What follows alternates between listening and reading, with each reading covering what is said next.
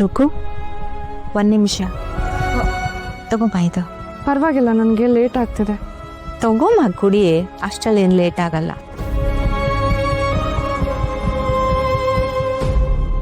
ರುಕು, ಅಣ್ಣನ ಹತ್ರ ಮಾತಾಡಿದ್ದನ್ನ ನಾನು ಕೇಳಿಸ್ಕೊಂಡೆ.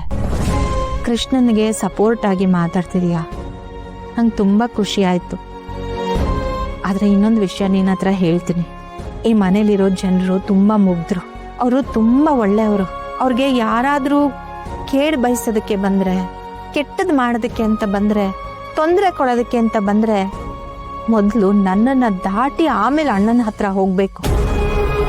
ಅಣ್ಣನಿಗೆ, ಈ ಮನೆಯವ್ರಿಗೆ ಯಾರಾದರೂ ಕಷ್ಟ ಕೊಡೋದನ್ನು ನೋಡ್ಕೊಂಡು ಸಹಿಸ್ಕೊಂಡಿರೋದಕ್ಕೆ ನನ್ನ ಕೈಲಾಗೋದಿಲ್ಲ. ಅಲ್ಲ, ನೀವು ಯಾಕೆ ಇದನ್ನೆಲ್ಲ ನನಗೆ ಹೇಳ್ತಿದ್ದೀರಾ? ಅರ್ಥ ಆಗ್ತಿಲ್ಲ. ನನಗೆ ಕ್ಲಾರಿಟಿ ಬೇಕು. ಏನು ಕ್ಲಾರಿಟಿ? ನೀನು ಇಲ್ಲಿ ಬಂದಿರೋದು ಕೆಲಸ ಮಾಡೋ ಉದ್ದೇಶ ಇಟ್ಕೊಂಡೇನಾ ಅಥವಾ ಬೇರೆ ಇನ್ನೇನಾದರೂ ಉದ್ದೇಶ ಇಟ್ಕೊಂಡು ಬಂದಿದೆಯಾ ಅಂತ ಕೇಳ್ತಿದ್ದೀನಿ. ನೀವು ಯಾಕೆ ಹೀಗೆ ಮಾತಾಡ್ತಿದ್ದೀರಾ ಅಂತ ನನಗೆ ನಿಜವಾಗ್ಲೂ ಅರ್ಥ ಆಗ್ತಿಲ್ಲ. ಬಟ್ ನಾನು ಏನಾದರೂ ತಪ್ಪು ಮಾಡಿದರೆ ನನ್ನ ದಯವಿಟ್ಟು ಕ್ಷಮಿಸ್ಬಿಡಿ.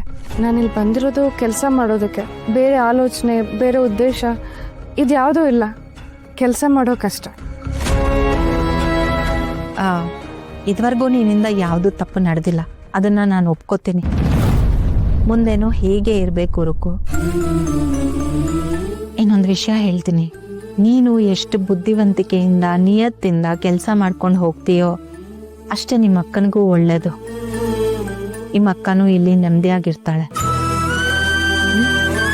ಸರಿ ಮೇಡಮ್. ಕೊಡಿ.